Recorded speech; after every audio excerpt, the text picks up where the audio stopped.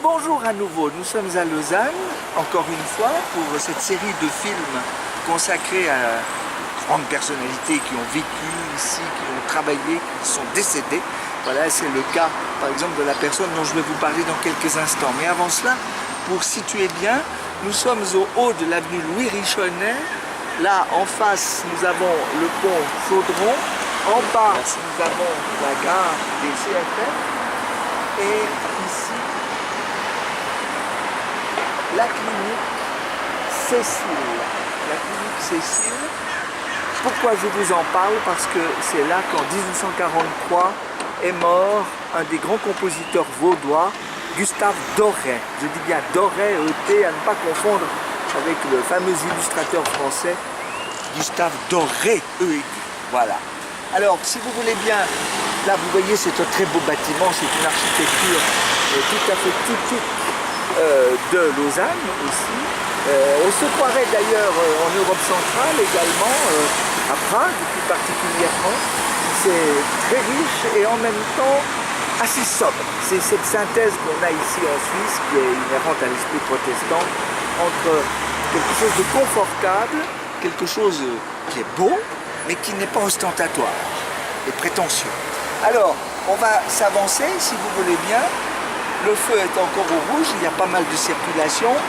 Il est 11h moins 5 du matin, lundi, il fait très beau et ma foi, les gens sont au travail aussi. Alors, pendant que nous attendons le feu, dire quelques mots sur Gustave Doré, qui est un compositeur aujourd'hui un peu oublié, malheureusement je pense, parce que c'était une personnalité assez remarquable, sévère. Et ce Gustave Doré, en fait, s'il laisse des traces dans la mémoire vaudoise, c'est essentiellement parce qu'il a été le compositeur à 2 reprises, qui était d'ailleurs assez exceptionnel, assez rare, à 2 reprises, en 1905 et en 1927, compositeur pour la fête des vignerons à Beauvais. Et donc, en fait, les chœurs vaudois chantent encore des extraits de cette fête des vignerons. Mais aujourd'hui, eh bien, ses opéras, son quatuor, son quintet, son oratorio, les 7 paroles du Christ, et sa musique orchestrale, sa suite tessinoise, ne sont plus guère jouées. Alors, si vous voulez bien, ici, je crois qu'on est... L'entrée doit être un petit peu plus haut. Oui, parce qu'on a l'inscription. Et je vais sortir un livre qui va me servir de guide assez souvent au cours de ces prochains films. Voilà, Clinique Cécile. C'est donc un endroit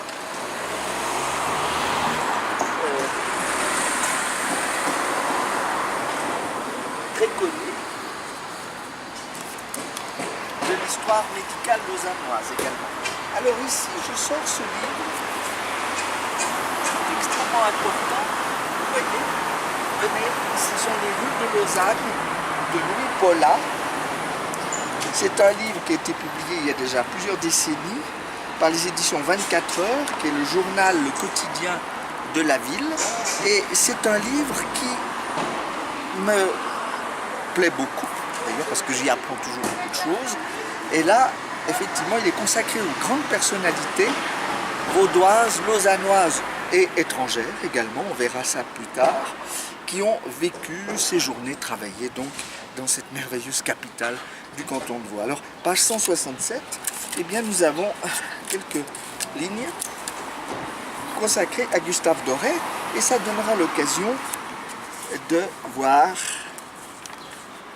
son portrait. Voilà ici, Gustave Doré, qui est donc né à Aigle, dans le canton de Vaud, le 20 septembre 1966, et qui est mort ici même, le 19 avril 1943. En réalité, il habitait Lutry, nous irons sur sa tombe dans quelques jours, et gravement malade, il a été hospitalisé, donc dans cet endroit où il est mort.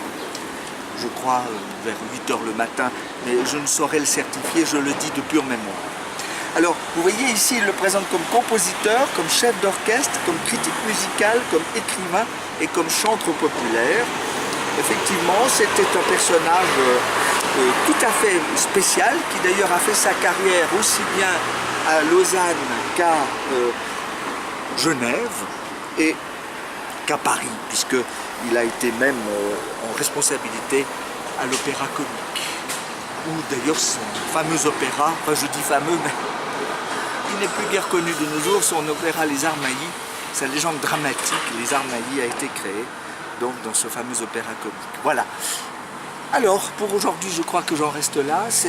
Je passe ici, et quand je passe là, je pense à lui notamment, parce que je crois que c'est une des figures de la culture vaudoise qui mérite d'être à nouveau célébrée, en tout cas commémorée de façon honnête et chaleureuse.